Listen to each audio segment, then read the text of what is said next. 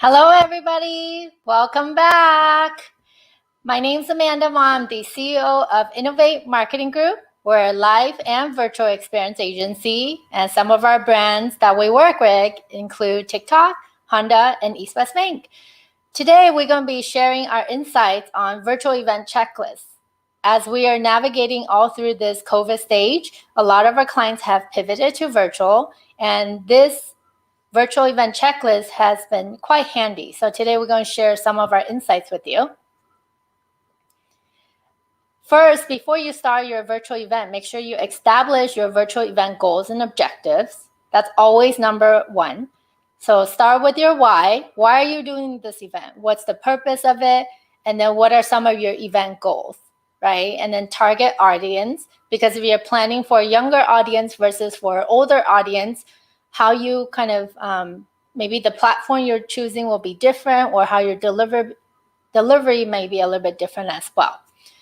You should also come up with some KPIs internally or with your stakeholders so that you guys are all on the same page, and make sure you adjust expectation, because ultimately a virtual event is still different from a live event.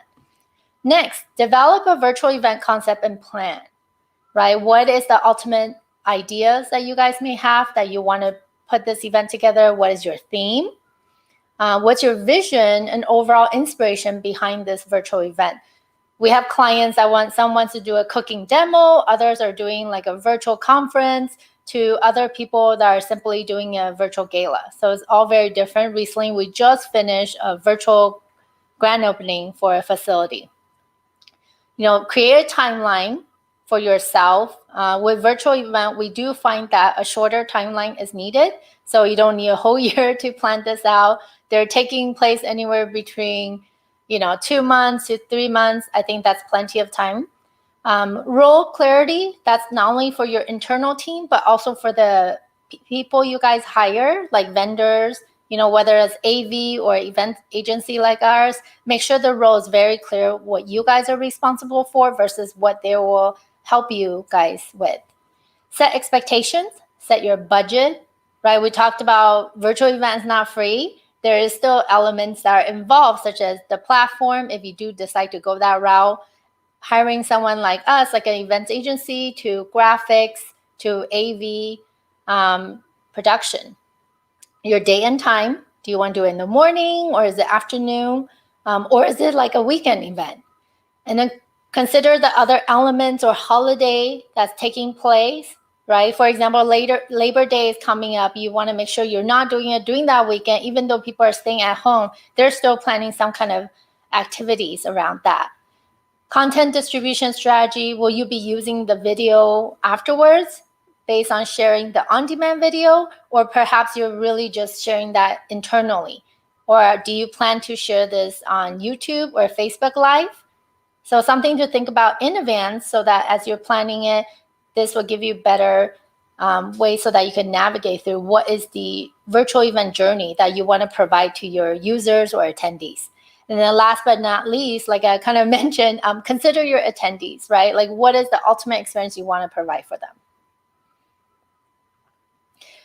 Consider the platform of your virtual event. We have a lot of corporate clients we're working with. Some of them want the avatar look. Others, right off the bat, they say, we don't want the avatar look. Is it 3D? Is it not? Platform-wise, is it a webinar? Or do you want to live stream this event? As well as functionality of this virtual event. Do you want chat function, able to do polling? If you're going to have a panel, do you want everybody to be seen at the same time? Or is it taking turns so that each of them could be highlighted individually while they're sharing their insights? I think a lot of these clients don't think about, because normally at a live event, all the panels just sit there at one time, right? But because it's virtual, these are different considerations that we now have to think about. Live versus pre-recorded, or is it hybrid, right? So we have some clients that are more comfortable with pre-recorded, while others are okay with live. We always recommend actually pre-recorded. We just feel like it's less risky, but we do love the live component, and you can make a pre-recorded feel very much live. Last but not least, your programming, right? Your overall session, your breakout, your networking, as well your exhibitor entertainment. Do something fun with your program. Maybe you start off the conference with a build your own smoothie where you provide them with already a smoothie recipe so people could have that to start off the conference. I also recently joined another conference. They actually have musicians kicking off the morning with some really wonderful and soothing music, and I really like that as well. So sky is the limit. It's time to get creative. Other elements for you guys to think about when you're planning your virtual event, of course, is registration. That's a very important piece, and make sure it's cohesive with whatever platform or experience. Again, it goes back to the user experience. You don't want them having to go to different sites to navigate, and then eventually they get lost because people get frustrated very fast. So just make sure you think about all those elements. What entertainment do you want? We kind of talk about the smoothie blending. We also can do like virtual DJ to stretching, to a mentalist, magician. There's so many ideas out there. So feel free to get creative, especially if you have a long program. So like an all-day conference, half-day conference, people do get very tired just staring at a screen all day. So make sure you build in those virtual entertainment to ensure the high engagement is there for your virtual event program. What's your marketing plan? With virtual event, we do find that you need more communication and a lot more reminders compared to a virtual event. Because with a virtual event, once people arrive, they're already there, right? Versus a virtual event, with a live event, people are already there. But with a virtual event, you have to constantly remind them like, oh, make sure to tune in at this time, and they probably signed up for 10 other webinars that day. So it's important that the frequency is in there so that you remind people about your upcoming virtual event. Fundraising, think about that. Your pre-engagement events, we talked about in the other session, the surprise delight events to go boxes that you can send to all the attendees so that they could already be immersive in part of that virtual event experience. And last but not least, communication with attendees and speakers. Make sure you send those in advance and then send it again the day of so that it's right in their inbox and easy to locate. Virtual platforms. I love this one because I feel like that's a number one question we get from a lot of our clients or potential clients. They say, which platform should we select? And honestly, there's so many. So I'm not going to say one or the other right now because depending on your program and what you're looking to achieve, the platform selection is also different, right? And then if you have different integrations, you want the virtual entertainment, or maybe you want networking, or maybe you're trying to incorporate a fundraising element, the platform you pick is also different. Security, you got to consider that element because a lot of time you're collecting a lot of data. So making sure whatever platform you choose, make sure to remember to ask them how they are protecting your attendees' data. Functions, I love this one because a lot of these, like we love the Q&A, the chat, the polling, right? And of course, the data analysis at the end, and then as well as the gamification that you could leverage depending on the platform used. And then white glove service versus none. There are a few clients that come to us and say, hey, I found the perfect platform. And then we looked at it and we say, hey, you understand this platform, you actually have to do a lot of the work yourself on the back end to integrate it. And they say, oh no, I thought I'd get the platform, we're good to go. Versus another platform, maybe they have white glove service, so they do a little bit more. So make sure you do ask that question so you don't just pick a platform because it's pricing. Maybe it's a $7 difference, but it's because the other platform offers a lot more and more comprehensive service. Speaker management. Now that you have your entire program ready to go, you have your speakers who you need to make sure you coordinate and manage them so that they are all ready for your sessions. Connect with them to see if they have any experience with virtual event. That's first and foremost. There are a lot of speakers who are so dynamic in person, but when it comes to a virtual event, because it's something new, they still need to practice and, just get prepped for it. Speaker best practices, that's usually something we would do with our speakers that we're working with for virtual events, making sure, go through the lighting, the sound test, the audio sound test, and just making sure they're looking in the camera like I am with you guys, instead of at just in random places. This eye-to-eye engagement is very important on a virtual event. Rehearsal, oh my gosh, I think my team behind the scenes are probably nodding right now. Make sure you rehearse, test, and test again. It's so important because before you go live, if you could get all the glitches out, that is best. So make sure you test, and that only works when you rehearse, right? With your key players, ideally with all the speakers. And if you can't do them all at once, do them separately. But the whole point is to test it out. And then you can check their surrounding, lighting, make sure they look good. If they look good, you look good. Provide talking points, right? A lot of time when we work on these big conferences, there's so many speakers we're managing, and the speakers are probably jumping from different virtual events as well. So it's really nice to provide them as part of the reminder you send out to them, general talking points, not long bullet points, so that they remember, oh, today I'm talking about, diversity inclusion, and these are the talking points, maybe this XYZ company want me to cover, right? Or maybe it's just like, this is the overarching topic of today's women's conference, about empowering women, women leadership, whatever it is that the message you guys are trying to deliver, just put it out so that's consistent with all the speakers.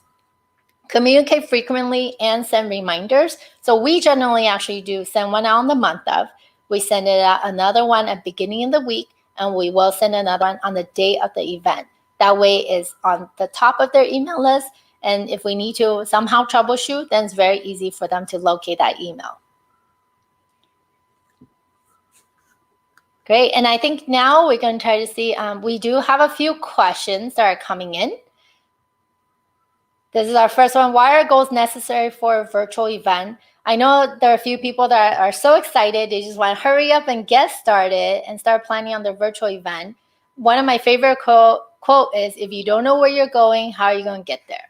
Right? So same thing with a virtual event. It's important to have goals. Is this a goal for, cultural engagement, for internal, or is this to make sure you have a lot of people that are getting the education, from this virtual event? Coming up with those KPI, maybe like 2 to 3 that you want to hit and fulfill through this virtual event.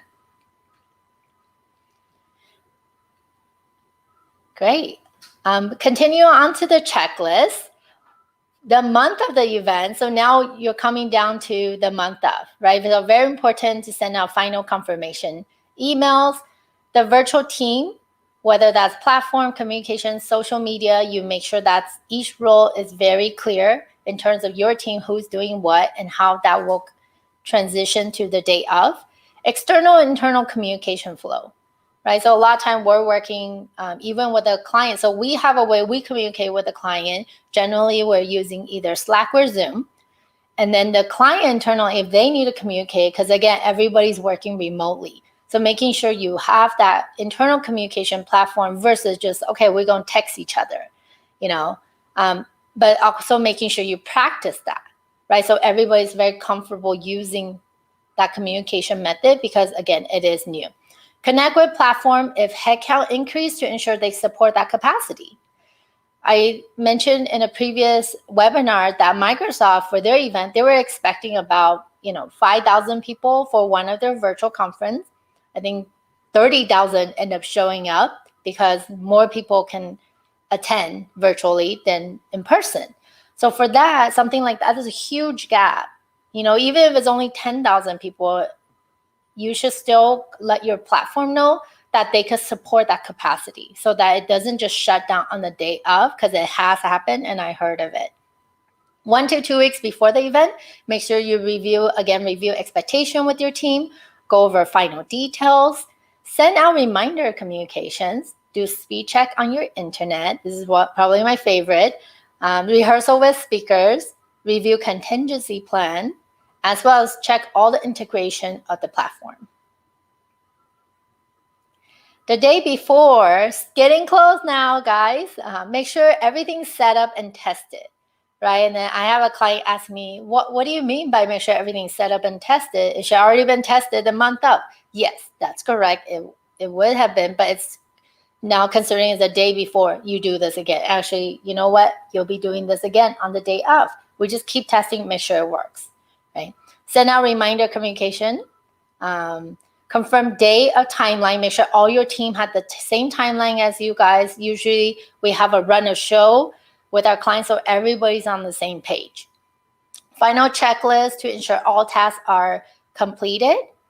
And then down to the day of, here's the big moment, where it really counts. Set up a separate laptops or screen so that you could actually see what the attendees are seeing and experiencing. I think that's like my favorite tip to give out also, in addition to the speed test, because you may see on the back end, okay, from the production side or from your end, this is how it looks on the back end. But it's more important how the users are seeing it and how they're navigating, seeing the engagement from that perspective, right? The actual event, the live stream channels, how it looks and works for them. And hopefully you actually already tested all that out beforehand as well, so that you could encounter, if you see any glitches, you could address it right away. Production team call time. Generally, we do it about 2 hours before the event so that we can, again, test everything out, go through final details, make sure we're all on the same page in terms of prepping for the virtual event before we roll out the big red carpet. And then check in with all the vendors, team, social, and media team as well. A lot of times when we are doing these virtual events, we have different teams. Because even, the client they need to make sure their social media team is ready, because a lot of time we're live streaming these onto either Facebook or YouTube so that their team or the social media team is ready to go and engage with attendees via those platforms as well. And then now, hopefully you had an amazing virtual event day and everything went super smoothly. And if not, your contingency plan help cover and prepare you. Post-event, make sure you, just like a live event, debrief with your internal team, share the data. You probably have come up with some data in advance that you want to share with the attendees, and the other data that's being shared internally with the stakeholders. Estimate versus actual cost, review your ROI, as well as sending out prizes for online. I know there are quite a few companies we're working with. We're doing gamification, right? So the prizes are being sent out at the end of the event. Cancel subscription. There are a few platforms out there is subscription based. So make sure you cancel it so you don't continue to be charged for it. Gamification, if any, that's again back to like the sending out the prizes. And then a post-event report. So then you kind of capture what works and what doesn't. I know for quite a few of our virtual events that we produced recently, they're very well received and very successful. So now actually for 2021, some of our clients are actually thinking hybrid events versus just a live event experience. Sponsor and exhibitors, we want to make sure we take good care of them, right? Because for a lot of these big events, they're the ones that help fund the event or conferences. So make sure to send the sponsors and exhibitor data that's relevant to them, and then send them a survey, and of course, thank them as well.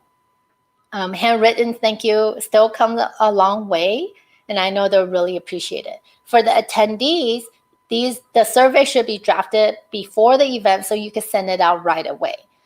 Statistics actually show the faster you send it out post-event, the more engagement you will get or higher return, that more people will actually fill the survey versus when you send it 5 days later, people will be less likely to do it.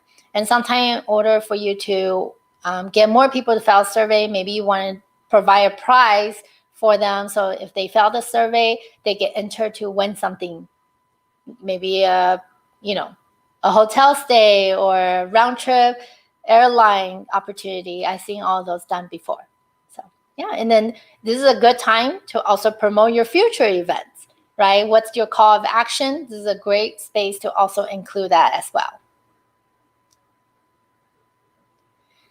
And yeah, and then here are just some of our services. Feel free to look it over. We love helping our clients pivot to virtual, anywhere from event strategy to program content management to speaker management. And don't be scared. I know there are a few people. I actually spoke with a potential client this morning. They're like, we just don't even know where to start. So the good news is, don't worry, we do, so we can help you. All right. And then now I think we're going to see if we have any more questions.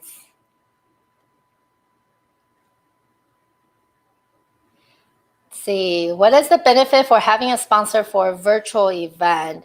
I think depending on the event, it just helps. It's a win-win. Whenever we talk to a client about sponsorship, we want to make sure it's a win-win opportunity and partnership, so it's not very one-sided. For the sponsor, is brand awareness. And the virtual event, they actually get a lot of viewage out of it. We have one event was meant for 1,000 people, and then 3,000 people end up seeing the same video. So the top sponsor, they're getting more for their buck, and it's very great for brand awareness. And then just like depending if the sponsor is like tying it in, right? So we have another event that's coming up that's on mental health, and then they brought in a sponsor that has to do with the meditation app. So that's very relevant because that's a way for people to help meditate and maybe calm themselves, and that's part of mental health. How many individuals should work on the production team for a virtual event? That's a great question, Allie. Depending on the event, you should have a production team. You should have a communication team. You should have someone that's overseeing the whole thing, navigating. You definitely should also have one who is just working on speaker management, because there are times maybe speakers are having difficulty logging in for whatever reason, so that they could help troubleshoot and help the speaker navigate so they could get in and get on board as soon as possible. Or maybe halfway through, maybe their laptop is having an issue, then we could take that offline and then help them with that. So consider all the elements, and I kind of mentioned about social media previously as well. If you are live streaming to YouTube, LinkedIn, Facebook, and whatever other channels that you have, make sure you have someone dedicated managing those platforms, so that you have someone that's communicating with the attendees that are viewing it via those platforms, and then have prompts, right? So if you're fundraising, make sure you have prompts for that. Or if you are, have certain message you want to deliver and have it come across, the purpose and goal of your organization or company, to make sure also put in a chat. Because something we're finding in these virtual events is that people sometimes will come in and out, right? So maybe they're not watching a 3-hour event the entire time. So it's important to also have these prompts repeated, so that for those of people that are just coming in, they also know, for example, okay, this is the number I need to call to text a give, or, oh, that breakout session for that conference actually moved to another class because maybe that link wasn't working, right? So make sure you communicate that verbally and also in your chat. Great. Let's see. What's the most common form of virtual event? There's so many, actually. I would say anywhere between like a webinar, to a video version where you kind of pre-record it and then you could play it live. There's also webcast, there's live stream, and then the avatar version I kind of mentioned. So there's a lot of different variations in terms of these, virtual event, where you could also do some activations around these virtual events, so they don't necessarily have to be a video. We also are looking into one for one of our clients, the digital photo booth, right? That's also a virtual event experience where we are building an influencer program, and then they have 100 people on this event, and then we're going to also incorporate this element so that they can have, we call it virtual activation, so that they can integrate it into their virtual event for more high touch and high engagement experience. See, and I think that's all the questions. Great questions today. Thank you guys. I love questions. Well, this is it for today. Hopefully you guys took away a lot of great insights from us on virtual event planning checklist. Stay tuned. We have more of these awesome programs coming up. And thank you guys so much for watching. I look forward to seeing you guys again next time. Bye-bye.